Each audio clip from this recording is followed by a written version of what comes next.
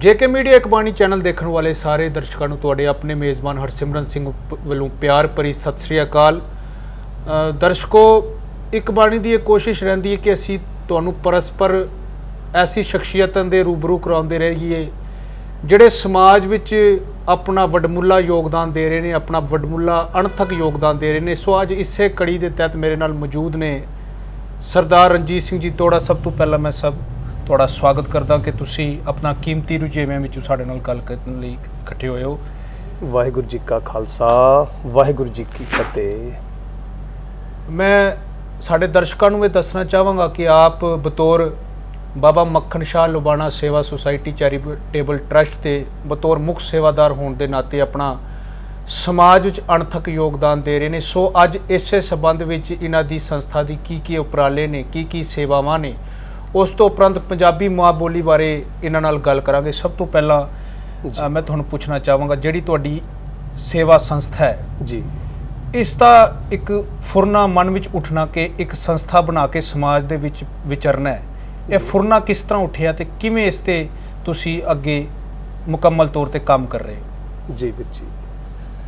सब तो पहला तो मैं दर्शकों नूं जां जिहड़े इस आवाज़ नूं सुन रहे ने जां देख रहे ने, मैं उन्हां दे नाल गलबात शुरू करन तो पहला एक गल याद करवा देना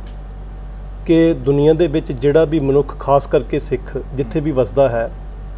उसनूं सिखिज़म दे जिहड़े सब तो पहले फंडामेंटल जिहड़े उहदे जो फंडामेंट्स ने वो क्लीयर होने चाहिए ने। जो गुरु नानक साहिब जी महाराज जी ने सब तो वड्डी ते उत्तम जिहड़ी उन्हां दा उपराला ते देन सीगी, वो सब तो पहला सीगा नाम जपना, किरत करनी ते फिर वंड के छकना। बाणी पढ़न वाला, गुरु नाल जुड़िया होया, गुरु नानक नाम लेवा सिक्ख्या दे नाल जुड़िया होया हर एक मनुख, हर एक सिख, हर व्यक्ति जिहड़ा गुरु नानक बाबे दी बाणी ते चलदा है, उहदे जीवन दे उहदे अंदर ये सुभावक ये गल पैदा हो जानी कि जिथे मैं आप किरत करदा, इस किरत दे नाल मैं इसनूं वंडना भी है। ते मेरे सारे इसे ही कंसैप्ट ते सिखिज़म खड़ा है, सिख होंद खड़ी है। सो ये जदों दे बाणी पढ़ते हाँ जां समझ आनी शुरू हुई बाणी दी, ये छोटे छोटे उपराले करते रहंदे सी। कदे किते जिथे भी सेवा का मौका मिले, भावें वो फिजिकल सेवा सी, चाहे कोई संस्थानक रूप में किते भी जरूरत पई है वो कीती है। सो अज मैं जो आप जी ने सवाल किया कि ये फुरना कित्थों बनिया, ये फुरना तो गुरु नानक की सिक्ख्या दे विचों निकलदा है, जो गुरबाणी की सिक्ख्या है उस दे विचों निकलदा है। फिर असी इसनूं एक संस्था का रूप दिता जिहड़ा वो इहदे वास्ते मैं तुहाडे नाल सांझ पाना चाहुंदा कि कोविड-19 जिसले ये स्टार्ट होया, जिहड़ा ये महामारी जो फैली, इस तो पहला भी असी इंडिविजुअल लैवल ते जां इकट्ठे अपने जिहड़े साथियों दे नाल सेवा करते सन। पर जदों ये कोविड का जो बहुत बड़ा प्रकोप जिसने पूरी दुनिया नूं अपनी लपेट दे विच लै लिया, मानो कि इस तरह लगता सी कि सारी दुनिया खड़ गई है एक जगह के उत्ते, हुण तां सारा कुछ एक रुक गया है। उस दे विच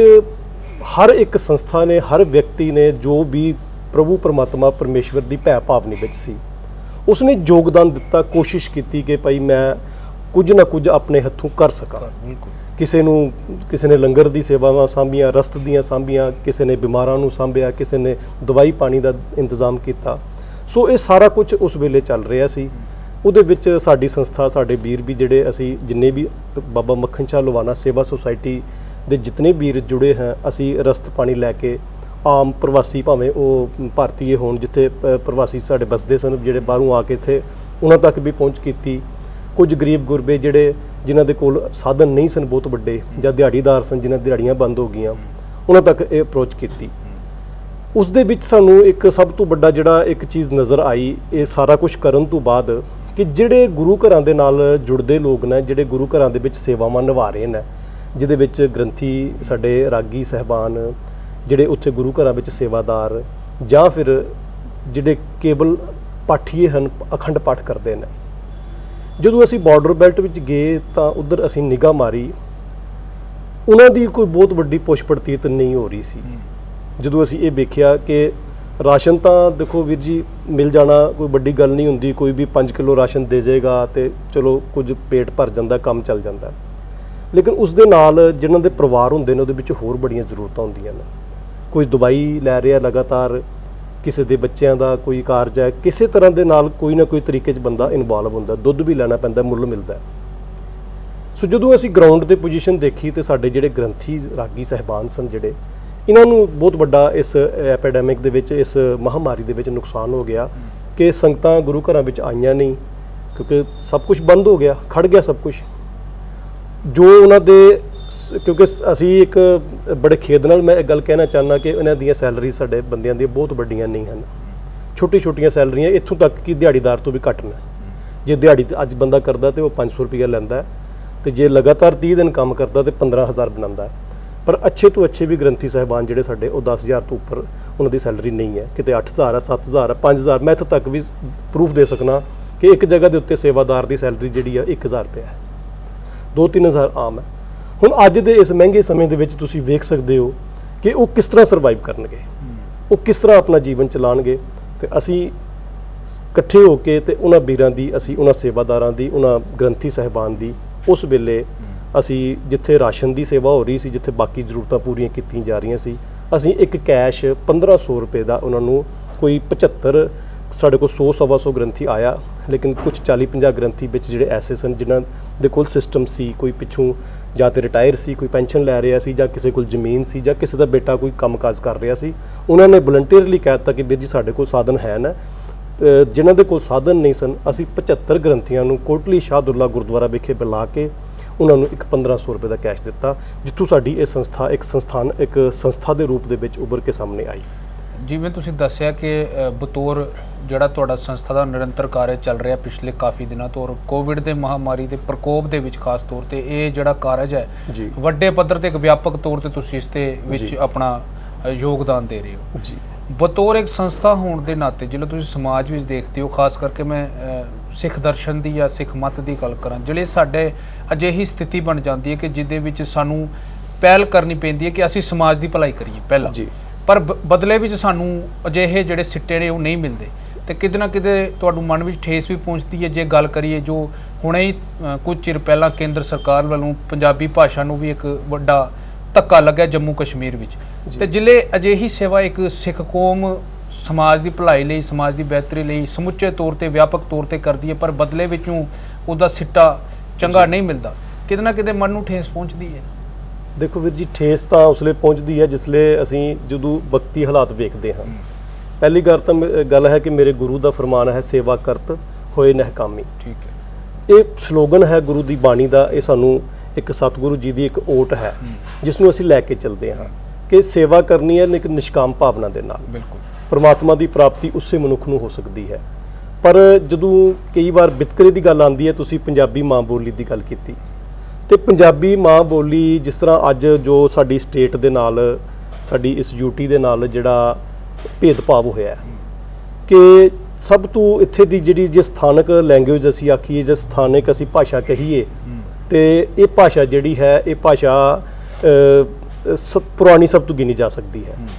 ਕਿਉਂਕਿ ਇਸ ਦਾ ਪ੍ਰੂਫ ਇੱਕ ਮੈਂ ਸ਼ਾਇਦ ਇੱਕ ਵੀਡੀਓ ਵਾਇਰਲ ਕੀਤੀ ਸੀ, ਆਰਸਪੁਰਾ ਜਿਹੜਾ ਇੱਕ ਰੇਲਵੇ ਸਟੇਸ਼ਨ ਹੈ, ਉੱਥੇ ਅੱਜ ਵੀ ਉਹਦੀ ਇਮਾਰਤ ਖੜੀ ਹੈ ਜੀ। ਉਸ ਇਮਾਰਤ ਜਿੱਥੇ ਉਹ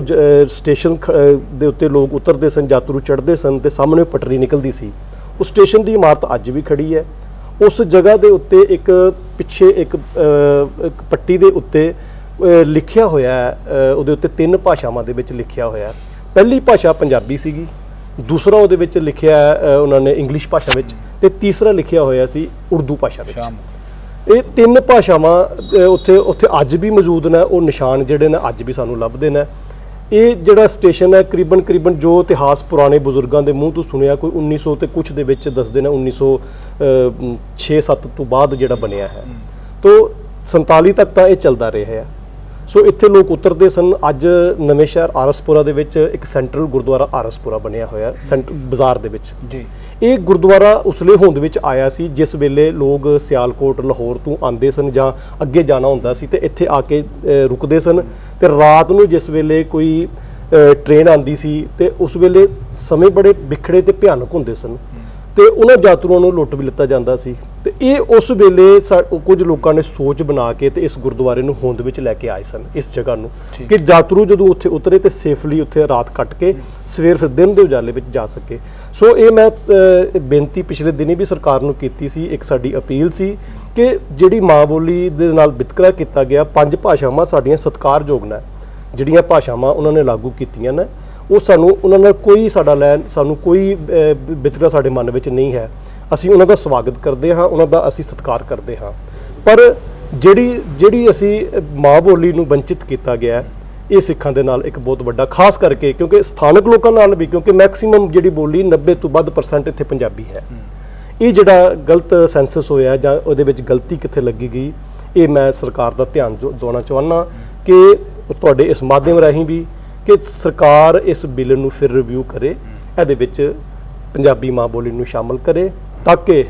ਆਉਣ ਵਾਲੇ ਸਿੱਖ ਬੱਚੇ ਜਿਹੜੇ ਨੇ ਉਹ ਪੰਜਾਬੀ ਦੇ ਨਾਲੋਂ ਦੂਰ ਨਾ ਜਾਣ, ਪੰਜਾਬੀ ਨਾਲ ਜੁੜਨ, ਕਿਉਂਕਿ ਪੰਜਾਬੀ ਨਾਲ ਜੁੜਨਗੇ ਤੇ ਇਲਾਹੀ ਬਾਣੀ ਗੁਰੂ ਨਾਨਕ ਬਾਬੇ ਦੇ ਸੰਦੇਸ਼ ਨਾਲ ਜੁੜਨਗੇ, ਗੁਰੂ ਗ੍ਰੰਥ ਸਾਹਿਬ ਨਾਲ ਜੁੜਨਗੇ। ਸੋ ਇਹ ਮੈਂ ਬੇਨਤੀ ਅੱਜ ਤੁਹਾਡੇ ਚੈਨਲ ਦੇ ਰਾਹੀਂ ਵੀ, ਔਰ ਮਨ ਵਿੱਚ ਦੁੱਖ ਵੀ ਲੱਗਦਾ ਇਸ ਗੱਲ ਦਾ ਕਿ ਜਿੱਥੇ ਸਿੱਖ ਕੌਮ ਪੂਰੀ ਦੁਨੀਆ ਦੇ ਵਿੱਚ ਕੋਈ ਵੀ ਕਦੇ ਮਹਾਮਾਰੀ ਫੈਲੀ ਹੋਏ, ਕਿਉਂਕਿ ਸਤਿਗੁਰਾਂ ਸਾਹਿਬ ਦੇ ਸਮੇਂ ਤੋਂ ਹੀ ਇਹ ਗੱਲਾਂ ਸਟਾਰਟ ਹੋ ਗਈਆਂ ਸੀ। ਗੁਰੂ ਸਾਹਿਬਾਨ, ਭਾਵੇਂ ਗੁਰੂ ਅਰਜਨ ਸਾਹਿਬ ਦਾ ਸਮਾਂ ਸੀ, ਭਾਵੇਂ ਗੁਰੂ ਹਰਕ੍ਰਿਸ਼ਨ ਪਾਤਸ਼ਾਹ ਦਾ ਸਮਾਂ ਸੀ, ਗੁਰੂ ਹਰਗੋਬਿੰਦ ਪਾਤਸ਼ਾਹ ਦਾ ਸਮਾਂ ਸੀ, ਕਸ਼ਮੀਰ ਦੇ ਵਿੱਚ ਗਿਲਟੀ ਤਾਪ ਆਉਂਦਾ, ਸਤਿਗੁਰ ਸੱਚੇ ਪਾਤਸ਼ਾਹ ਆਪ ਸੇਵਾ ਕਰਦੇ ਨੇ, ਲਾਹੌਰ ਦੇ ਵਿੱਚ ਮਹਾਮਾਰੀ ਫੈਲ ਜਾਂਦੀ ਹੈ, ਗੁਰੂ ਅਰਜਨ ਸਾਹਿਬ ਆਪ ਸੇਵਾ ਕਰਦੇ ਨੇ, ਦਿੱਲੀ ਦੇ ਵਿੱਚ ਗੁਰੂ ਹਰਕ੍ਰਿਸ਼ਨ ਪਾਤਸ਼ਾਹ ਜੀ ਚੇਚਕ ਦੀ ਬਿਮਾਰੀ ਫੈਲ ਜਾਂਦੀ ਹੈ, ਤੇ ਸਤਿਗੁਰੂ ਜੀ ਇਹ ਜਿਤਨੀਆਂ ਵੀ ਮਹਾਮਾਰੀਆਂ ਸਨ, ਉਹੀ ਉਹ ਨਕਸ਼ੇ ਕਦਮ ਦੇ ਉੱਤੇ ਗੁਰੂ ਨਾਨਕ ਦੀ ਇਹ ਉਮਤ ਚ ਹੋਵੇ, ਭਾਵੇਂ ਦੁਨੀਆ ਦੇ ਵਿੱਚ ਕੋਈ ਜਗ੍ਹਾ ਵੀ ਹੋਵੇ, ਹਰ ਜਗ੍ਹਾ ਗੁਰੂ ਨਾਨਕ ਦੇ ਸਿੱਖ ਜਾ ਕੇ ਸੇਵਾ ਕਰਦੇ ਨੇ, ਬਿਨਾਂ ਨਸਲ, ਬਿਨਾਂ ਭੇਦਭਾਵ, ਬਿਨਾਂ ਕਿਸੇ ਰੰਗ ਰੂਪ, ਬਿਨਾਂ ਕਿਸੇ ਜਾਤ ਦੇ। ਸੋ ਐਸੀ ਕੌਮ ਦੇ ਨਾਲ ਜੇ ਕੋਈ ਐਸੀ ਮਾਂ ਬੋਲੀ ਪੰਜਾਬੀ ਦੇ ਨਾਲ ਜੋ ਧੱਕਾ ਹੁੰਦਾ ਤੇ ਫਿਰ ਮਨ ਨੂੰ ਥੋੜੀ ਠੇਸ ਲੱਗਦੀ। ਤੁਹਾਡੀ ਸੰਸਥਾ ਨੇ ਵੀ ਬੜਾ ਇੱਕ ਅਣਥਕ ਉੰਨੀ ਧੜਕ ਹੋ ਕੇ ਇਸ ਪਾਸੇ ਕੇਂਦਰ ਸਰਕਾਰ ਦਾ ਧਿਆਨ ਵੀ ਦਿਵਾਇਆ ਕਿ ਪੰਜਾਬੀ ਨੂੰ ਉਹਦੀ ਜਿਹੜੇ ਅਧਿਕਾਰਕ ਦਰਜਾ ਜੰਮੂ ਕਸ਼ਮੀਰ ਵੀ ਦਿੱਤਾ ਜਾਏ। ਤੁਹਾਡੇ ਸੰਸਥਾ ਵੱਲੋਂ ਵੀ ਕਾਫੀ ਉਪਰਾਲੇ ਕੀਤੇ ਗਏ ਨੇ, ਪਰ ਖਾਸ ਤੌਰ ਤੇ ਜਿਹੜੇ ਜੰਮੂ ਕਸ਼ਮੀਰ ਵੀ ਪੰਜਾਬੀ ਭਾਸ਼ਾ ਦੀ ਗੱਲ ਚੱਲਦੀ ਹੈ ਤੇ ਇਸ ਨੂੰ ਕਿਤੇ ਨਾ ਕਿਤੇ ਮਹਾਰਾਜਾ ਰਣਜੀਤ ਸਿੰਘ ਦੇ ਕਾਲ ਤੱਕ ਹੀ ਸੀਮਤ ਕਰਕੇ ਦੇਖਿਆ ਜਾਂਦਾ ਕਿ ਮਹਾਰਾਜਾ ਰਣਜੀਤ ਸਿੰਘ ਦੇ ਸਮੇਂ ਤੋਂ ਹੀ ਸ਼ੁਰੂ ਹੋਈ ਹੈ। ਪਰ ਜੇ ਵਿਆਪਕ ਤੌਰ ਤੇ ਵੱਡੇ ਪੱਧਰ ਤੇ ਗੱਲ ਕਰੀਏ ਤੇ ਮਹਾਰਾਜਾ ਰਣਜੀਤ ਸਿੰਘ ਦੇ ਸਮੇਂ ਤੋਂ ਵੀ ਪਹਿਲਾਂ ਪੰਜਾਬੀ ਦੀ ਹੋਂਦ ਜੰਮੂ ਕਸ਼ਮੀਰ ਵਿੱਚ ਨਿਸ਼ਚਿਤ ਹੋ ਜਾਂਦੀ ਹੈ, ਜਦੋਂ ਕਈ ਵਿਦਵਾਨਾਂ ਨੇ, ਚਾਹੇ ਉਹ ਗੁਰਚਰਨ ਸਿੰਘ ਗੁਲਸ਼ਨ ਹੋਣ ਜਾਂ ਉਹ ਭੁਪਿੰਦਰ ਸਿੰਘ ਸੂਦਨ ਹੋਣ, ਉਹਨਾਂ ਨੇ 1600 ਸੁਥਰੇ ਸ਼ਾਹ ਤੋਂ ਪੰਜਾਬੀ ਭਾਸ਼ਾ ਦੀ ਜਿਹੜੀ ਹੋਂਦ ਹੈ ਜੰਮੂ ਕਸ਼ਮੀਰ ਵਿੱਚ ਨਿਸ਼ਚਿਤ ਕਰਨ ਦੀ ਕੋਸ਼ਿਸ਼ ਕੀਤੀ ਹੈ। ਕਿਤੇ ਅਜਿਹਾ ਵੀ ਤੇ ਨਹੀਂ ਕਿ ਸਾਡੀ ਜਿੱਥੇ ਪੁਰਾਣੀ ਹੋਂਦ ਸਾਡੇ ਤੋਂ ਨਿਸ਼ਚਿਤ ਨਹੀਂ ਹੋ ਰਹੀ, ਜਾਂ ਸਾਡੇ ਕੁਝ ਅਜਿਹੇ ਵਿਦਵਾਨ ਨੇ ਜਿਨ੍ਹਾਂ ਨੇ ਭਾਵੇਂ ਇਹ ਦੱਸਿਆ ਕਿ ਸਾਡਾ ਜਿਹੜਾ ਜੰਮੂ ਕਸ਼ਮੀਰੀ ਪੰਜਾਬੀ ਦੀ ਸਥਿਤੀ 1600 ਤੋਂ ਸ਼ੁਰੂ ਹੁੰਦੀ ਹੈ, ਕਿਤੇ ਅਸੀਂ ਵੀ ਅਵੇਸਲੇ ਤੇ ਨਹੀਂ ਰਹਿ ਗਏ ਕਿ ਅਸੀਂ ਵੀ ਇਸ ਪਾਸੇ ਧਿਆਨ ਨਹੀਂ ਦਿੱਤਾ, ਤਾਂ ਹੀ ਸਾਡੀ ਇਸ ਭਾਸ਼ਾ ਨੂੰ ਠੇਸ ਪਹੁੰਚੀ। ਹਾਂ ਵੀਰ ਜੀ, ਇਹ ਤੁਹਾਡੀ ਇਸ ਗੱਲ ਵਿੱਚ ਕੋਈ ਦੋ ਰਾਏ ਨਹੀਂ ਹੈ। ਕੁਝ ਨਾ ਕੁਝ ਕਿਤੇ ਨਾ ਕਿਤੇ ਸਾਡੇ ਸਿੱਖ ਆਗੂਆਂ ਨੇ ਇਸ ਗੱਲ ਵਿੱਚ ਅਣਗਹਿਲੀ ਕੀਤੀ ਹੈ। ਜੇ ਗੁਰੂ ਗੋਬਿੰਦ ਸਿੰਘ ਪਾਤਸ਼ਾਹ ਦੇ ਸਮੇਂ ਉਹਨਾਂ ਦੇ ਨਾਲ ਵਰਸਾਏ ਹੋਏ ਸਿੱਖ, ਜਾਂ ਅਸੀਂ ਅੱਜ ਇਹ ਗੱਲ ਕਹਿ ਸਕੀਏ ਕਿ ਡੇਰਾ ਨੰਗਾਲੀ ਸਾਹਿਬ ਸਾਡੇ ਕੋਲ ਇੱਕ ਬਹੁਤ ਵੱਡਾ ਪ੍ਰੂਫ ਹੈ ਕਿ ਸਿੱਖੀ ਦਾ ਇੱਕ ਕੇਂਦਰ ਬਣਿਆ, ਜਿੱਥੇ ਸਿੱਖੀ ਦੇ ਉੱਥੇ ਬਹੁਤ ਵੱਡੀ ਪ੍ਰਚਾਰ ਉੱਥੋਂ ਹੁੰਦਾ ਰਿਹਾ। ਸੋ ਕਿਤੇ ਨਾ ਕਿਤੇ ਅੱਗੇ ਜਾ ਕੇ ਜਦੋਂ ਅਸੀਂ ਇਸ ਮਾਂ ਬੋਲੀ ਦੇ ਨਾਲ ਸਾਡੇ ਤੋਂ ਅਵੇਸਲਾਪਨ ਰਹਿ ਗਿਆ ਹੈ। ਈਵਨ ਕਿ ਮੈਂ ਇੱਥੋਂ ਤੱਕ ਵੀ ਕਹਿਣਾ ਕਿ ਜੇ ਹੁਣ ਵੀ ਜੇ ਇਹ ਬਿੱਲ ਪਾਸ ਹੋਣ ਤੋਂ ਪਹਿਲਾਂ ਵੀ ਜਦੋਂ ਸੈਂਸਸ ਹੋ ਰਹੇ ਸਨ ਤੇ ਉਦੋਂ ਵੀ ਜੇ ਸਿੱਖ ਲੀਡਰਸ਼ਿਪ ਜਾਂ ਸਾਡੇ ਜਿਹੜੇ ਆਗੂਕਾਰ ਹਨ, ਜੇ ਉਹ ਇਸ ਗੱਲ ਵੱਲ ਧਿਆਨ ਦਿੰਦੇ ਤੇ ਜ਼ਰੂਰ ਇਹ ਜਿਹੜਾ ਸਰਕਾਰ ਨੂੰ ਸਾਡੇ ਨਾਲ ਕੋਈ ਦੁਸ਼ਮਣੀ ਨਹੀਂ ਹੈ, ਸਰਕਾਰ ਸਾਡੀ ਕੋਈ ਦੁਸ਼ਮਣ ਨਹੀਂ ਹੈ, ਕਿਉਂਕਿ ਸਿੱਖ ਹਰ ਜਗ੍ਹਾ, ਸਿੱਖ ਸਰਬਤ ਦਾ ਭਲਾ ਮੰਗਣ ਵਾਲੀ ਕੌਮ ਹੈ। ਸਿੱਖ ਸਭੇ ਸਾਂਝੀ ਵਾਲ ਸਧਾਇਨ ਤੂੰ ਕਿਸੇ ਨਾ ਦਿਸੇ ਵਾਹਰਾ ਜੀਓ ਦੀ ਗੱਲ ਕਰਨ ਵਾਲਾ ਹੈ। ਸਿੱਖ ਤੇ ਹਰ ਇੱਕ ਨੂੰ ਬਰਾਬਰ ਲੈ ਕੇ ਚੱਲਦਾ ਹੈ। ਗੁਰੂ ਨਾਨਕ ਦੇ ਘਰ ਦੇ ਚਾਰੋਂ ਦਰਵਾਜ਼ੇ ਖੁੱਲੇ ਨੇ, ਹਿੰਦੂ, ਮੁਸਲਿਮ, ਸਿੱਖ, ਈਸਾਈ, ਜਿਹੜਾ ਮਰਜ਼ੀ ਹੋਵੇਗਾ ਗੁਰੂ ਨਾਨਕ ਬਾਬੇ ਦੇ ਘਰ ਆ ਕੇ ਤੇ ਗੁਰੂ ਨਾਨਕ ਦੀ ਬਾਣੀ ਨੂੰ ਆਪਣੇ ਜੀਵਨ ਦਾ ਆਧਾਰ ਬਣਾ ਕੇ ਤੇ ਆਪਣੇ ਜੀਵਨ ਨੂੰ ਉਹ ਇੱਕ ਵਧੀਆ ਜੀਵਨ ਜੀ ਸਕਦਾ ਹੈ। ਐਸੇ ਸੰਦੇਸ਼ ਗੁਰੂ ਨਾਨਕ ਸਾਹਿਬ ਦੇ ਨੇ। ਇਸ ਵਾਸਤੇ ਸਰਕਾਰ ਨੂੰ ਇਹ ਫਿਰ ਅਸੀਂ ਅਪੀਲ ਕਰਾਂਗੇ, ਇਹ ਜਿਹੜਾ ਵਿਤਕਰਾ ਜਾਣੇ ਅਣਜਾਣੇ ਗਲਤੀ ਨਾਲ ਜਾਂ ਜਿਹੜਾ ਬਿੱਲ ਇਹ ਪਾਸ ਹੋਇਆ, ਇਸ ਬਿੱਲ ਨੂੰ ਤੁਸੀਂ ਫਿਰ ਰਿਵਿਊ ਕਰੋ, ਇਸ ਦੇ ਵਿੱਚ ਪੰਜਾਬੀ ਭਾਸ਼ਾ ਨੂੰ ਤੁਸੀਂ ਇਨਕਲੂਡ ਕਰੋ ਤੇ ਸਾਡਾ ਜਿਹੜੀ ਇਹ ਜਾਇਜ਼ ਮੰਗ ਹੈ, ਇੱਕ ਕੋਈ ਨਾਜਾਇਜ਼ ਮੰਗ ਨਹੀਂ ਹੈ, ਇਸ ਮੰਗ ਨੂੰ ਪੂਰਾ ਕੀਤਾ ਜਾਏ। ਜਿਵੇਂ ਤੁਸੀਂ ਗੱਲ ਕੀਤੀ ਹੈ ਕਿ ਜਾਇਜ਼ ਮੰਗ ਹੈ ਸਾਡੀ ਪੰਜਾਬੀ ਭਾਸ਼ਾ ਦਾ ਇੱਥੇ ਲਾਗੂ ਹੋਣਾ, ਕਿਤੇ ਨਾ ਕਿਤੇ ਜਿਹੜਾ ਨੌਜਵਾਨ ਵਰਗ ਰੋਜ਼ਗਾਰ ਦੇ ਸਾਧਨ ਪੰਜਾਬੀ ਵਿੱਚੋਂ ਲੱਭਦਾ ਹੈ, ਚਾਹੇ ਉਹ ਖੁਜਾਰਥੀ ਲੈਵਲ ਤੇ ਹੋਵੇ, ਚਾਹੇ ਉਹ ਸਕੂਲਾਂ ਦੀ ਗੱਲ ਕੀਤੀ ਜਾਵੇ, ਕਿਉਂਕਿ ਪਹਿਲਾਂ ਵੀ ਪੰਜਾਬੀ ਨੂੰ ਲੈ ਕੇ ਜੰਮੂ ਕਸ਼ਮੀਰ ਵਿੱਚ ਇੱਕ ਵੱਡੇ ਪੱਧਰ ਤੇ ਰੋਸ ਪ੍ਰਗਟ ਕੀਤਾ ਸੀ ਸਿੱਖ ਸਮਾਜ ਨੇ ਜਦੋਂ ਕਿ ਸਕੂਲਾਂ ਦੀ ਗੱਲ ਚੱਲੀ ਸੀ। ਹੁਣ ਅਜਿਹਾ ਅਧਿਕਾਰਕ ਭਾਸ਼ਾਵਾਂ ਵਿੱਚ ਇਸ ਨੂੰ ਸ਼ਾਮਲ ਨਾ ਕਰਕੇ ਜਿਹੜੇ ਬੱਚੇ ਯੂਨੀਵਰਸਿਟੀਆਂ ਤੋਂ ਖੋਜ ਕਰ ਰਹੇ ਨੇ, ਕਿਤੇ ਉਹਨਾਂ ਨਾਲ ਵੀ ਬੇਇਨਸਾਫੀ ਤੇ ਨਹੀਂ, ਉਹ ਰੋਜ਼ਗਾਰ ਦਾ ਸਾਧਨ ਫਿਰ ਕਿਸ ਤਰ੍ਹਾਂ ਬਣਾਉਣਗੇ? ਬਿਲਕੁਲ ਵੀਰ ਜੀ, ਪਿਛਲੇ ਦਿਨੀ ਵੀ ਮੈਂ ਇਹ ਗੱਲ ਜ਼ਰੂਰ ਸਾਂਝੀ ਕੀਤੀ ਸੀ, ਮੀਡੀਆ ਤੇ ਵੀ ਆਈ ਸੀ, ਤੁਹਾਡੇ ਚੈਨਲ ਨੇ ਵੀ ਇਸ ਨਿਊਜ਼ ਨੂੰ ਪੇਸ਼ ਕੀਤਾ ਸੀ ਕਿ ਜੇਕਰ ਇਹ ਪੰਜਾਬੀ ਭਾਸ਼ਾ ਅੱਜ ਯੂਨੀਵਰਸਿਟੀਆਂ ਵਿੱਚੋਂ ਨਿਕਲ ਜਾਂਦੀ ਹੈ, ਸਕੂਲਾਂ ਵਿੱਚੋਂ ਆਪਸ਼ਨਲ ਸਬਜੈਕਟ ਤੌਰ ਤੇ ਨਿਕਲ ਜਾਂਦਾ ਹੈ ਜਾਂ ਆਫੀਸ਼ੀਅਲ ਲੈਂਗੁਏਜ ਨਹੀਂ ਰਹਿੰਦੀ, ਤੇ ਜਿਹੜੇ ਬੱਚੇ ਅੱਜ ਇਹਦੇ ਵਿੱਚ ਸਟੱਡੀ ਕਰ ਰਹੇ ਨੇ, ਜਿਹੜੇ ਸਕਾਲਰਸ ਅੱਜ PhDਆਂ ਕਰ ਰਹੇ ਨੇ ਜਾਂ ਹੋਰ ਇਸ ਲਾਈਨ ਦੇ ਉੱਤੇ ਚੱਲ ਰਹੇ ਨੇ, ਕੱਲ ਜਾਂ ਇਸ ਫੀਲਡ ਵਿੱਚ ਜਿਹੜੇ ਕੰਮ ਕਰ ਰਹੇ ਨੇ, ਉਸ ਡਿਪਾਰਟਮੈਂਟ ਨੂੰ ਤੋੜ ਕੇ ਫਿਰ ਕਿੱਥੇ ਛੁੱਟਿਆ ਜਾਏਗਾ? ਉਹਨਾਂ ਦੇ ਵਾਸਤੇ ਵੀ ਦਰਬਦਰੀ ਹੋ ਜਾਏਗੀ। ਫਿਰ ਜਿਹੜੇ ਨਵੇਂ ਬੱਚੇ ਜਿਨ੍ਹਾਂ ਨੇ ਅੱਜ ਵੈਸੇ ਹੀ ਇੱਕ ਇੰਪਲੋਇਮੈਂਟ ਦੀ ਬਹੁਤ ਵੱਡੀ ਸਾਡੇ ਦੇਸ਼ ਵਿੱਚ ਇੱਕ ਬਹੁਤ ਵੱਡਾ ਸਾਡੇ ਸਾਹਮਣੇ ਇੱਕ ਸਮੱਸਿਆ ਦੇ ਰੂਪ ਦੇ ਵਿੱਚ ਖੜੀ ਹੋਈ ਪਈ ਹੈ ਕਿ ਇੰਪਲੋਇਮੈਂਟ ਨਹੀਂ ਹੈ। ਸੋ ਜਿਹੜੀ ਇੰਪਲੋਇਮੈਂਟ ਚੱਲ ਰਹੀ ਹੈ ਉਸ ਨੂੰ ਧੱਕਾ ਦੇਣਾ, ਜਿਹਦੇ ਕੋਈ ਸੋਰਸਸ ਸਨ ਕਿ ਜਿੱਥੋਂ ਕੁਝ ਇੰਪਲੋਇਮੈਂਟ ਮਿਲ ਸਕਦੀ ਹੈ, ਇਹਨੂੰ ਬਾਹਰ ਕੱਢ ਦੇਣਾ, ਇਹ ਇੱਕ ਬਹੁਤ ਵੱਡਾ ਧੱਕਾ ਹੈ, ਖਾਸ ਕਰਕੇ ਸਿੱਖ ਸਟੂਡੈਂਟਸ ਨਾਲ ਵੀ, ਸਿੱਖ ਸਕਾਲਰਸ ਨਾਲ ਵੀ, ਆਉਣ ਵਾਲੇ ਜਿਹੜੇ ਬੱਚਿਆਂ ਨੇ ਜਿਨ੍ਹਾਂ ਨੇ ਆਪਣਾ ਇਸ ਫੀਲਡ ਵਿੱਚ ਯੋਗਦਾਨ ਪਾਉਣਾ ਸੀ ਉਹਨਾਂ ਦੇ ਨਾਲ ਵੀ। ਸੋ ਇਤਿਹਾਸ ਦੇ ਤੱਥਾਂ ਨੂੰ ਜੇਕਰ ਅਸੀਂ ਪੰਜਾਬੀ ਮਾਂ ਬੋਲੀ ਮੁਕਾ ਦਈਏ ਤੇ ਇਤਿਹਾਸ ਦੇ ਬਹੁਤ ਸਾਰੇ ਤੱਥ ਖਾਰਜ ਹੋ ਜਾਂਦੇ ਨੇ। ਸੋ ਇਸ ਕਰਕੇ ਇਹ ਬੇਨਤੀ, ਇਹ ਅਪੀਲ ਇੱਕ ਚੇਤਾਵਨੀ ਦੇ ਰੂਪ ਦੇ ਵਿੱਚ ਹੈ, ਕਿਉਂਕਿ ਸਿੱਖ ਕੌਮ ਜਿੱਥੇ ਦੁਨੀਆ ਦੇ ਹੱਕਾਂ ਦੇ ਲਈ ਲੜਦੀ ਹੈ, ਭਾਵੇਂ ਮੈਂ ਯਾਦ ਕਰਵਾ ਦਿੰਦਾ ਦਰਸ਼ਕਾਂ ਨੂੰ ਕਿ ਜਿੱਥੇ ਜਦੋਂ ਗੁਰੂ ਤੇਗ ਬਹਾਦਰ ਸਾਹਿਬ ਜੀ ਮਹਾਰਾਜ ਦਾ ਸਮਾਂ ਸੀ, ਕਸ਼ਮੀਰ ਦੇ ਪੰਡਿਤ ਕਿਰਪਾ ਰਾਮ ਜੀ ਜਿਸ ਵੇਲੇ ਮੁਗਲ ਸ਼ਾਸਕਾਂ ਨੇ ਬੜਾ ਜ਼ੋਰ ਲਾਇਆ ਸੀ ਕਿ ਅਸੀਂ ਇਹਨਾਂ ਨੂੰ ਕਨਵਰਜ਼ਨ ਦੇਣੀ ਹੈ,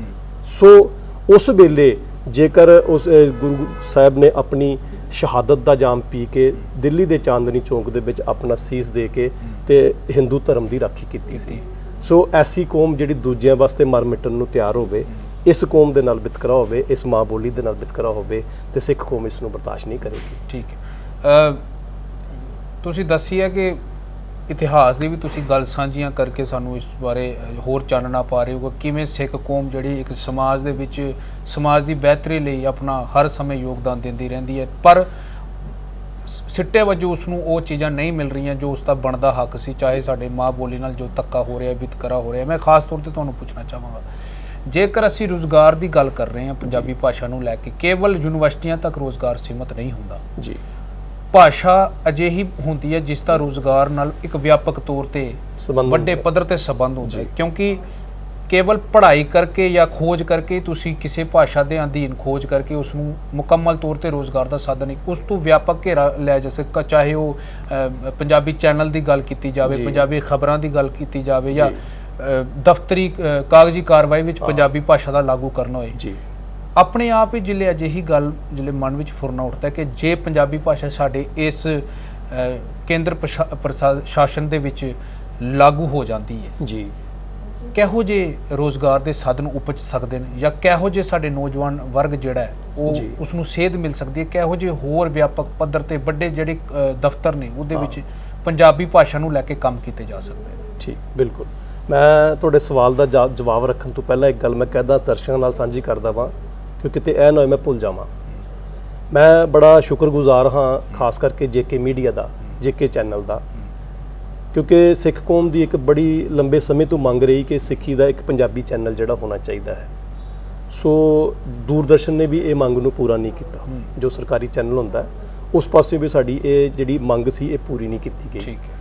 ਸੋ JK ਮੀਡੀਆ ਦੇ ਜਿਹੜੇ ਡਾਇਰੈਕਟਰ ਹੋਣਗੇ ਜਾਂ ਜਿਹੜੇ ਉਹਨਾਂ ਦੇ ਮਾਲਕ ਨੇ, ਜਿਹੜੇ ਉਸ ਨੂੰ ਚਲਾ ਰਹੇ ਨੇ,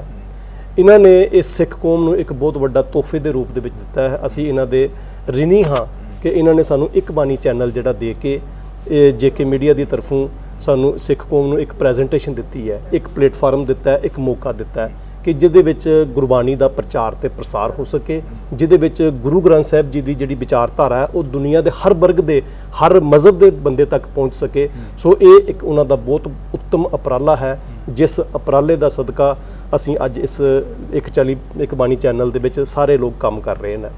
ਸੋ ਰਹੀ ਗੱਲ ਜਿਸ ਤਰ੍ਹਾਂ ਤੁਸੀਂ ਹੁਣ ਜਿਹੜਾ ਸਵਾਲ ਪੁੱਛਿਆ ਤੁਸੀਂ ਕਿ ਰੁਜ਼ਗਾਰ ਦੇ ਜਿਹੜੇ ਸਾਧਨ ਹੈ ਉਹ ਪੰਜਾਬੀ ਭਾਸ਼ਾ ਤੋਂ ਆਫੀਸ਼ੀਅਲ ਲੈਂਗੁਏਜ ਲੱਗਣ ਦੇ ਨਾਲ ਕਿਸ ਤਰ੍ਹਾਂ ਬਣ ਸਕਦੇ ਨੇ। ਦੇਖੋ, ਜਿਸ ਤਰ੍ਹਾਂ ਸਾਡੇ ਇਸ ਮੁਲਕ ਦੇ ਵਿੱਚ ਜ਼ਿਆਦਾ ਖਾਸ ਕਰਕੇ ਸਾਡੀ ਸਟੇਟ ਦੇ ਅੰਦਰ ਪਹਿਲਾਂ ਜਿਹੜੀ ਆਫੀਸ਼ੀਅਲ ਲੈਂਗੁਏਜ ਜ਼ਿਆਦਾ ਚੱਲਦੀ ਸੀ ਸਾਡੇ ਰੈਵਨਿਊ ਡਿਪਾਰਟਮੈਂਟ ਵਿੱਚ ਜਾਂ ਦੂਜੇ ਤੀਜੀ ਜਗ੍ਹਾ ਉਹ ਸੀਗੀ ਉਰਦੂ। ਔਰ ਉਰਦੂ ਜਿਹੜਾ ਪੜ੍ਹਿਆ ਸਟੂਡੈਂਟ ਹੁੰਦਾ ਸੀ, ਬੱਚਾ ਹੁੰਦਾ ਸੀ, ਜਦੋਂ ਉਹ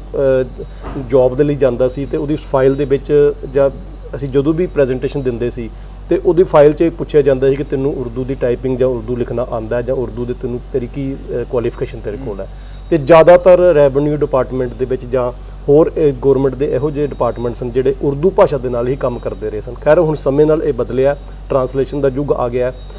ਸੋ ਉਹਦੇ ਵਿੱਚ ਜੇ ਪੰਜਾਬੀ ਭਾਸ਼ਾ ਲੈਂਗੁਏਜ ਸਾਡੀ ਸ਼ੁਰੂ ਹੋ ਜਾਂਦੀ ਹੈ ਤੇ ਇਹਦਾ ਇੱਕ ਤਾਂ ਹਰ ਇੱਕ ਸਕੂਲ ਦੇ ਵਿੱਚ ਜਿਸਲੇ ਇਹ ਸਬਜੈਕਟ ਅਨਿਵਾਰਿਆ ਕਰ ਦਿੱਤਾ ਜਾਏਗਾ, ਜ਼ਰੂਰੀ ਕਰ ਦਿੱਤਾ ਜਾਏਗਾ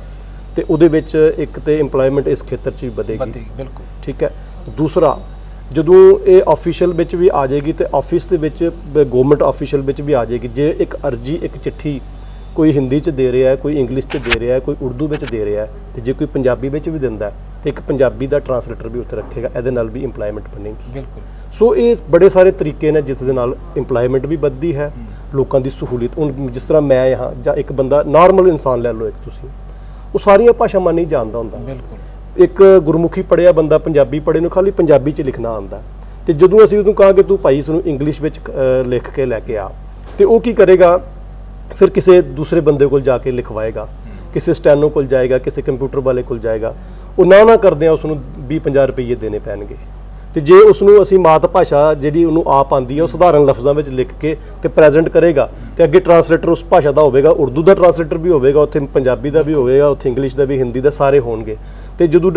ਇੱਕ ਤਾਂ ਇੰਪਲੋਇਮੈਂਟ ਦੇ ਸਾਧਨ ਵੱਧ ਜਾਣਗੇ, ਇਹਦੇ ਨਾਲ ਇੱਕ ਪਬਲਿਕ ਦੀ ਸਹੂਲੀਅਤ ਬਣ ਜਾਏਗੀ, ਆਮ ਬੰਦੇ ਦੀ ਸਹੂਲੀਅਤ ਬਣ ਜਾਏਗੀ। ਸੋ ਇਹ ਬਹੁਤ ਵੱਡਾ ਜਿਹੜਾ ਭਾਸ਼ਾਵਾਂ ਹੁੰਦੀਆਂ ਨੇ, ਭਾਸ਼ਾਵਾਂ ਬਹੁਤ ਵੱਡੇ ਪੱਧਰ ਦੇ ਉੱਤੇ ਰੁਜ਼ਗਾਰ ਦੇ ਨਾਲ ਜੁੜਦੀਆਂ ਨੇ। ਇਹ ਇੱਕ ਸਿਸਟਮ ਹੁੰਦਾ ਹੈ, ਇੱਕ ਤਾਣਾ ਬਾਣਾ ਹੁੰਦਾ ਹੈ।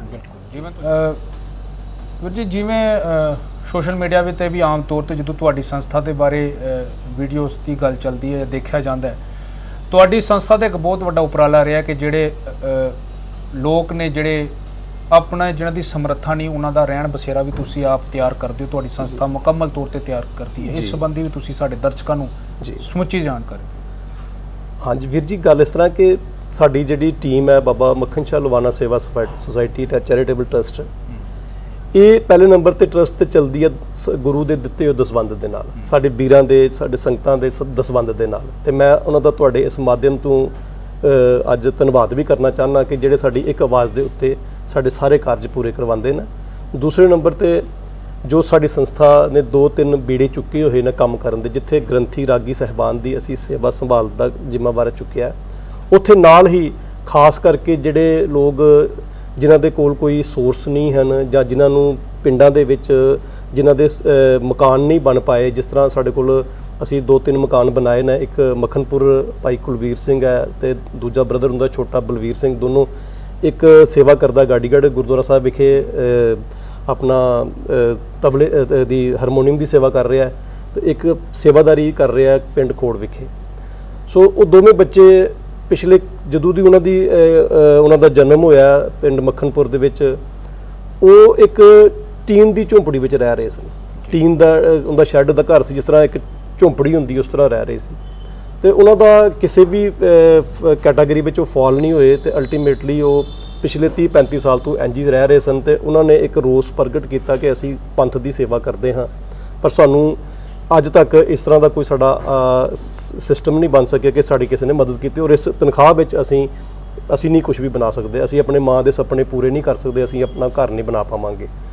ਸੋ ਜਦੋਂ ਸਾਡੇ ਨਾਲ ਉਹਨਾਂ ਦੀ ਸੰਪਰਕ ਬਣਿਆ, ਅਸੀਂ ਉਹਨਾਂ ਤੱਕ ਪਹੁੰਚ ਕੀਤੀ, ਫਿਰ ਉੱਥੇ ਜਾ ਕੇ ਅਸੀਂ ਉਹਨਾਂ ਦੇ ਮਕਾਨ ਦਾ ਕੰਮ ਸ਼ੁਰੂ ਕਰਵਾ ਕੇ 2 ਕਮਰੇ, ਇੱਕ ਕਿਚਨ ਸਟੋਰ ਤੇ ਇੱਕ ਲੌਬੀ ਟਾਈਪ ਬਣਾ ਕੇ ਤੇ ਅਸੀਂ ਉਹਨਾਂ ਦਾ ਕੁਝ ਕੁ ਪੈਸੇ ਉਹਨਾਂ ਜੋੜੇ ਵੀ ਸੀ। ਕੁਝ ਸੰਸਥਾ ਸਾਡੀ ਨੇ 1.5-2 ਲੱਖ ਰੁਪਏ ਦੀ ਮਦਦ ਕਰਕੇ ਨਾਲ ਹੋ ਕੇ ਉਹਨਾਂ ਦਾ ਲੈਂਟਰ ਪਵਾ ਕੇ ਉਹਨਾਂ ਦਾ ਰਹਿਣ ਬਸੇਰਾ ਤਿਆਰ ਕਰਵਾ ਦਿੱਤਾ। ਉੱਥੋਂ ਹੀ ਮੈਂ ਤੁਹਾਡੇ ਨਾਲ ਇੱਕ ਗੱਲ ਤਾਂ ਸਾਂਝੀ ਕਰਕੇ, ਕਿਉਂਕਿ ਸਮਾਂ ਬੜਾ ਸੀਮਤ ਹੁੰਦਾ ਹੈ, ਉੱਥੋਂ ਹੀ ਸਾਡੇ ਕੋਲ ਇੱਕ ਹੋਰ ਮੰਗ ਆਈ, ਸਾਡੇ ਕੋਲ ਇੱਕ ਐਪਲੀਕੇਸ਼ਨ ਆਈ, ਸਾਡੇ ਕੋਲ ਇੱਕ ਫਰਿਆਦ ਆਈ ਕਿ ਭਾਈ ਇਹ ਸੇਵਾ ਜਿਹੜੀ ਕਰ ਰਹੇ ਹੋ, ਇੱਕ ਮੱਖਣਪੁਰ ਦੇ ਪਿੰਡ ਦੇ ਨਾਲ ਇੱਕ ਲਸਵਾੜਾ ਪਿੰਡ ਹੈ, ਉੱਥੇ ਇੱਕ ਪਰਿਵਾਰ ਹੈ ਜਿਹੜਾ ਖੇਰੂ ਹੋਇਆ ਪਿਆ। ਸੋ ਗਿਆਨੀ ਪ੍ਰਤਾਪ ਸਿੰਘ ਜੀ ਜਦੋਂ ਕਿਸੇ ਟਾਈਮ ਉਹ ਬੜੇ ਵਧੀਆ ਕੀਰਤਨੀਏ ਔਰ ਬੜੇ ਵਧੀਆ ਰਾਗੀ ਸਨ, ਪਰ ਕੀ ਹੁੰਦਾ ਕਿ ਜਦੋਂ ਸਮਰੱਥਾ ਕਈ ਵਾਰ ਬਿਮਾਰੀ ਘਰ ਐਸੀ ਆ ਵੜਦੀ ਹੈ। 4 ਉਹਨਾਂ ਦੇ ਬੱਚੇ ਸਨ ਔਰ ਕੁਝ ਸਮਾਂ ਉਹ ਬਿਮਾਰ ਰਹੇ, ਪਿਛਲੇ ਸਾਲ ਉਹ ਚੜ੍ਹਾਈ ਕਰ ਗਏ ਸਨ। 4 ਬੱਚਿਆਂ 'ਚੋਂ ਸਭ ਤੋਂ ਛੋਟਾ ਬੱਚਾ 10 ਸਾਲ ਦਾ, ਉਸ ਤੋਂ ਵੱਡਾ 14 ਸਾਲ ਦਾ, ਇੱਕ ਹੁੰਦਾ ਬੇਟੀ ਸੀ 19.5-20 ਸਾਲ ਦੀ, ਇੱਕ ਬੇਟਾ 20-21 ਸਾਲ ਦਾ। ਜਿਹੜੇ ਕਿ ਬੱਚੇ ਬਿਨਾਂ ਮਾਂ ਪਿਓ ਤੋਂ, ਬਿਨਾਂ ਘਰ ਤੋਂ, ਉਹ ਜਿਹੜਾ ਘਰ ਸੀ, ਉਹਦਾ ਕਮਰਾ ਸੀ ਨਾ, ਉਹ ਮੈਂ ਪਿਛਲੇ ਦਿਨੀ ਮੀਡੀਆ ਤੇ ਵੀ ਅਸੀਂ ਉਸ ਨੂੰ ਕੀਤਾ ਸੀ ਕਿ ਉਹ ਬਿਲਕੁਲ ਡਿੱਗ ਚੁੱਕਿਆ ਸੀ, ਵਿੱਚੋਂ ਪਾਣੀ ਡਿੱਗਦਾ ਸੀ, ਸਭ ਕੁਝ ਸੀਗਾ। ਔਰ ਜਿਹੜੀ ਮੰਜੀ ਦੇ ਉੱਤੇ ਡੈਥ ਹੋਈ ਸੀ ਨਾ ਉਹਨਾਂ ਦੀ, ਉਹ ਝੁੰਗਾ ਉਸੇ ਤਰ੍ਹਾਂ ਪਈ ਹੋਈ ਸੀ, ਮਤਲਬ ਗਿਆਨੀ ਜੀ ਦੀ। ਸੋ ਇਹ ਸਾਰਾ ਜਦੋਂ ਅਸੀਂ ਉੱਥੇ ਜਾ ਕੇ ਮੰਜ਼ਰ ਵੇਖਿਆ, ਸਾਡੇ ਭੱਬਾਂ ਨਿਕਲ ਗਈਆਂ ਕਿ ਸਿੱਖ ਕੌਮ ਬਾਹਰ ਜਾ ਕੇ ਸੇਵਾ ਕਰ ਰਹੀ ਹੈ, ਘਰ ਇਹਦਾ ਜ਼ਰੂਰਤ ਹੈ ਜੀ। ਸੋ ਅਸੀਂ ਉਹ ਬੇੜਾ ਚੁੱਕਿਆ, ਜਿਸ ਦਾ ਉਹਨਾਂ ਬੱਚਿਆਂ ਨੂੰ ਅਸੀਂ ਮਿਲ ਕੇ ਸਾਰੇ, ਜਿੱਥੇ ਵੱਖ-ਵੱਖ ਜਗ੍ਹਾ ਤੇ ਬੱਚੇ ਸਨ, ਕੋਈ ਕਿਸੇ ਦੇ ਘਰ ਰਹਿ ਰਿਹਾ ਸੀ, ਉੱਥੇ ਝਾੜੂ ਪਾਣੀ ਦੀ ਸੇਵਾ ਕਰਦਾ ਸੀ, ਕੋਈ ਕਿਸੇ ਦੁਕਾਨ ਤੇ ਲੱਗ ਗਿਆ ਸੀ, ਇੱਕ ਬੱਚਾ ਗੁਰਦੁਆਰਾ ਸਾਹਿਬ ਲੱਗ ਗਿਆ ਸੀ, ਬੇਟੀ ਜਿਹੜੀ ਹੁੰਦੀ ਸੀ ਉਹ ਕਿਤੇ ਪੰਜਾਬ ਦੇ ਵਿੱਚ ਕਿਤੇ ਕੋਈ ਦੂਰ ਭੂਆ ਸੀ, ਉਹਨਾਂ ਦੇ ਘਰ ਚਲੇ ਗਈ ਸੀ। ਮਤਲਬ ਪਰਿਵਾਰ ਸਾਰਾ ਖੇਰੂ ਹੋ ਗਿਆ, ਮਾਂ ਉਹਨਾਂ ਦੀ ਪਹਿਲਾਂ ਨਹੀਂ ਸੀ। ਸੋ ਅਸੀਂ ਉਹ ਕੋਸ਼ਿਸ਼ ਕੀਤੀ ਕਿ ਉਸ ਪਰਿਵਾਰ ਨੂੰ ਇਕੱਠਿਆਂ ਕੀਤਾ, ਉਹਨਾਂ ਦਾ ਘਰ ਦਾ ਜਿਹੜਾ ਸਾਰਾ ਕੰਮ ਸੀ, 2 ਕਮਰੇ ਲਾਬੀ ਅਸੀਂ ਬਣਾ ਕੇ, ਤੇ ਕੱਲ ਜਿਹੜਾ ਅਸੀਂ ਅਗਲੇ 2-3 ਦਿਨ ਵਿੱਚ ਉਹਨਾਂ ਦਾ ਲੈਂਟਰ ਜਿਹੜਾ ਅਸੀਂ ਪਾ ਰਹੇ ਹਾਂ। ਸੋ ਇੱਕ ਉਹਨਾਂ ਦਾ ਕਰੈਨ ਬਸੇਰਾ ਬਣਾ ਦਿੱਤਾ, ਬੇਟੀ ਦਾ ਇੱਕ ਅੱਛਾ ਰਿਸ਼ਤਾ ਲੱਭ ਗਿਆ, ਉਸ ਬੇਟੀ ਦਾ ਪਿਛਲੇ 10-15 ਦਿਨ ਪਹਿਲਾਂ ਅਸੀਂ ਆਨੰਦ ਕਾਰਜ ਕਰਵਾ ਦਿੱਤਾ। ਸੋ ਇਹ ਜਿਹੜੇ ਸਾਡੇ ਸੇਵਾ, ਇਹ ਜਿਤਨੇ ਵੀ ਉਪਰਾਲੇ ਅਸੀਂ ਕਰ ਰਹੇ ਹਾਂ, ਅੱਗੇ ਸਾਡੇ ਕੋਲ ਇੱਕ ਹੋਰ ਬੜਾ ਹੀ ਮਨ ਨੂੰ ਖਿੱਚ ਪਾਉਣ ਵਾਲਾ ਇੱਕ ਐਸਾ ਸਾਡੇ ਕੋਲ ਇੱਕ ਵੀਰ ਦੀ ਬੇਨਤੀ ਆਈ ਹੈ, ਜੋ ਉਸਨੇ ਮੀਡੀਆ ਰਾਹੀਂ ਇੱਕ ਸਾਨੂੰ ਵੀਡੀਓ ਬਣਾ ਕੇ ਭੇਜੀ, ਜਿਹਦੀਆਂ ਦੋਵੇਂ ਲੱਤਾਂ ਜਿਹੜੀਆਂ ਨੇ ਉਹ ਪੋਲੀਓ ਦੀ ਮਾਰ ਹੈ, ਹੱਥ ਦੇ ਨਾਲ, ਉਹਦੀ ਲੱਤਾਂ ਹੀ ਹੱਥ ਹੀ ਨਾਲ ਚੱਲਦਾ ਹੈ। ਪਿੰਡ ਬੁਰਜ ਟਾਂਡੇ ਦਾ ਰਹਿਣ ਵਾਲਾ ਹੈ ਵੀਰ, ਬਾਬਾ ਫਰੀਦ ਨਗਰ ਉਹ ਸੇਵਾ ਕਰਦਾ ਹੈ। ਸੋ ਉਸ ਦੀਆਂ 2 ਬੇਟੀਆਂ ਨੇ, ਤੇ ਉਸ ਦੇ ਕੋਲ ਵੀ ਕੋਈ ਜ਼ਿਆਦਾ ਸਾਧਨ ਨਹੀਂ ਹਨ। ਅਸੀਂ ਜਾ ਕੇ ਉਹਨੂੰ ਐਸੇ ਲੋਕਾਂ ਦੇ ਘਰਾਂ ਤੱਕ ਪਹੁੰਚ ਕਰਕੇ ਅਸੀਂ ਉਹਦਾ ਘਰ ਵੇਖਿਆ, ਉਹਦੇ ਵਿੱਚ ਜਾ ਕੇ ਵੇਖਿਆ ਕਿ ਜਿਹੜੀ ਚੀਜ਼ ਦੀ ਜ਼ਰੂਰਤ, ਅਸੀਂ ਸਭ ਤੋਂ ਵੱਡਾ ਜ਼ਿੰਮਾ ਚੁੱਕਿਆ ਸਾਡੀ ਸੰਸਥਾ ਨੇ ਕਿ ਇਸ ਨੂੰ ਭਾਵੇਂ ਜਿੱਥੇ ਮਰਜ਼ੀ ਲੈ ਕੇ ਜਾਣਾ ਪਏ, ਇਸ ਦੀ ਲੱਤਾਂ ਦਾ ਆਪਰੇਸ਼ਨ ਕਰਵਾ ਕੇ ਇਸ ਨੂੰ ਖੜਾ ਕਰਾਂਗੇ। ਜਿਹੜਾ ਜ਼ਮੀਨ ਤੇ ਰੇਂਗ ਕੇ ਚੱਲਦਾ, ਸਤਿਗੁਰੂ ਸੱਚੇ ਪਾਤਸ਼ਾਹ ਕਿਰਪਾ ਕਰਨ ਕਿ ਜੇ ਉਹਦੀ ਆਪਰੇਸ਼ਨ ਸਕਸੈਸ ਹੋ ਜਾਂਦਾ ਹੈ ਤੇ ਉਹ ਕਮ ਸੇ ਕਮ ਫੋੜੀ ਜਾਂ ਬੂਟ ਨਾਲ ਚੱਲ ਸਕਦਾ ਹੈ। ਠੀਕ। ਸੋ ਇਸ ਸੰਸਥਾ ਨੇ ਬੇੜਾ ਚੁੱਕਿਆ। ਨਾਲ ਉਸਦੇ ਜੋ ਪਿੰਡਾਂ ਦੇ ਵਿੱਚ ਸਾਡੇ ਨੌਜਵਾਨ ਹੈ, ਅੱਜ ਬਹੁਤ ਜ਼ਿਆਦਾ ਪਿੰਡਾਂ ਦੇ ਵਿੱਚ ਅਨਇੰਪਲਾਇਡ ਦਾ ਬਹੁਤ ਵੱਡਾ, ਇੰਪਲਾਇਮੈਂਟ ਦਾ ਬਹੁਤ ਵੱਡਾ ਇੱਕ ਇਸ਼ੂ ਸਾਡੇ ਸਾਹਮਣੇ ਹੈ, ਤੇ ਜਿਹੜੇ ਬੜੇ ਜ਼ਰੂਰਤਮੰਦ ਨੇ, ਕੋਈ ਪਿੰਡ ਵਿੱਚੋਂ ਇੱਕ ਬੱਚਾ ਨਿਕਲਦਾ, ਕੋਈ 2 ਚ ਨਿਕਲਦਾ, ਅਸੀਂ ਕਿਸੇ ਨਾ ਕਿਸੇ ਤਰੀਕੇ ਦੇ ਨਾਲ ਉਹਨਾਂ ਵਾਸਤੇ ਰੁਜ਼ਗਾਰ ਦੇ ਸਾਧਨ ਪੈਦਾ ਕਰ ਰਹੇ ਹਾਂ। ਇਹ ਸਾਡੇ ਮੁੱਖ ਟੀਚਿਆਂ ਦੇ ਵਿੱਚ ਆਉਂਦਾ ਹੈ। ਜਿੱਥੇ ਅਸੀਂ ਪੰਜਾਬੀ ਮਾਂ ਬੋਲੀ ਗੁਰਮਤਿ ਦਾ ਪ੍ਰਚਾਰ ਪ੍ਰਸਾਰ ਕਰ ਰਹੇ ਹਾਂ, ਉੱਥੇ ਨਾਲ ਦੇ ਨਾਲ ਇਹ ਸਾਰੇ ਹੀ ਸੋਸ਼ਲ ਕੰਮ ਵੀ ਅਸੀਂ ਕਰਨ ਦਾ ਸਤਿਗੁਰੂ ਜੀ ਦੀ ਜੋ ਬਖਸ਼ੀ ਹੋਈ ਮੱਤ ਸਦਕਾ ਕਰਦੇ ਹਾਂ। ਜਿਵੇਂ ਤੁਸੀਂ ਗੱਲ ਕੀਤੀ ਕਿ ਭਾਸ਼ਾਵਾਂ ਦਾ ਇੱਕ ਵੱਡਾ ਮੁਕਾਮ ਹੁੰਦਾ, ਕਿਉਂਕਿ ਜਦੋਂ ਕਿਸੇ ਭਾਸ਼ਾ ਦੀ ਨਾਲ ਧੱਕਾ ਕੀਤਾ ਜਾਏ, ਕਿਸੇ ਭਾਸ਼ਾ ਦੀ ਅਣਦੇਖੀ ਕੀਤੀ ਜਾਏ, ਤੇ ਉਸ ਨੂੰ ਪੜ੍ਹਨ ਵਾਲਿਆਂ ਨੂੰ, ਉਸ ਨੂੰ ਸੁਣਨ ਵਾਲਿਆਂ ਨਾਲ ਵੀ ਉਹ ਧੱਕਾ ਹੁੰਦਾ ਮੁਕੰਮਲ ਤੌਰ ਤੇ। ਸੋ ਦਰਸ਼ਕੋ, ਇਹ ਸਨ ਸਰਦਾਰ ਰਣਜੀਤ ਸਿੰਘ ਜੀ ਤੋੜਾ, ਮੁੱਖ ਸੇਵਾਦਾਰ ਬਾਬਾ ਮੱਖਣ ਸ਼ਾਹ ਲੁਬਾਣਾ ਸੇਵਾ ਸੁਸਾਇਟੀ ਚੈਰੀਟੇਬਲ ਟਰਸਟ, ਜਿਨ੍ਹਾਂ ਨੇ ਅੱਜ ਸਾਡੇ ਨਾਲ ਆਪਣੀ ਸੰਸਥਾ ਦੇ ਜਿਹੜੇ ਉਪਰਾਲੇ ਨੇ ਕੋਵਿਡ-19 ਦੇ ਸੰਬੰਧ ਵਿੱਚ, ਉਸ ਸੰਬੰਧੀ ਜਿੱਥੇ ਗੱਲ ਕੀਤੀ, ਉੱਥੇ ਆਪ ਜੀ ਨੇ ਸਾਡੇ ਨਾਲ ਪੰਜਾਬੀ ਭਾਸ਼ਾ ਨਾਲ ਹੋਏ ਵਿਤਕਰੇ ਸੰਬੰਧੀ ਵੀ ਨਿਤੜਕ ਹੋ ਕੇ ਆਪਣੇ ਜਜ਼ਬਾਤ ਪੇਸ਼ ਕੀਤੇ ਨੇ ਕਿ ਕੇਂਦਰ ਸਰਕਾਰ ਨੂੰ ਇਸ ਪ੍ਰਤੀ ਮੁੜ ਵਿਚਾਰ ਕਰਨੀ ਚਾਹੀਦੀ ਹੈ ਕਿ ਜੰਮੂ ਕਸ਼ਮੀਰ ਇੱਕ ਅਜਿਹਾ ਪ੍ਰਦੇਸ਼ ਹੈ ਜਿੱਥੇ ਪੰਜਾਬੀ ਬੋਲਣ ਵਾਲਿਆਂ ਦੀ ਗਿਣਤੀ ਸਭ ਤੋਂ ਵੱਧ ਹੈ, ਔਰ ਪੰਜਾਬੀ ਨੂੰ ਸਮਝਣ ਵਾਲਿਆਂ ਦੀ ਵੀ ਗਿਣਤੀ ਸਭ ਤੋਂ ਵੱਧ ਹੈ। ਜੇਕੇ ਮੀਡੀਆ ਇੱਕ ਬਾਣੀ ਦੀ ਹਮੇਸ਼ਾ ਕੋਸ਼ਿਸ਼ ਰਹਿੰਦੀ ਹੈ ਕਿ ਅਸੀਂ ਤੁਹਾਨੂੰ ਅਜਿਹੀ ਸ਼ਖਸੀਅਤ ਦੇ ਰੂਬਰੂ ਕਰਾਉਂਦੇ ਰਹੀਏ ਜਿਨ੍ਹਾਂ ਨੇ ਸਮਾਜ ਵਿੱਚ ਲੋਕ ਭਲਾਈ ਦਾ ਜਿੱਥੇ ਕੰਮ ਕਰ ਰਹੇ ਨੇ, ਉੱਥੇ ਆਪਣੇ ਸੱਭਿਆਚਾਰ ਦੀ ਵੀ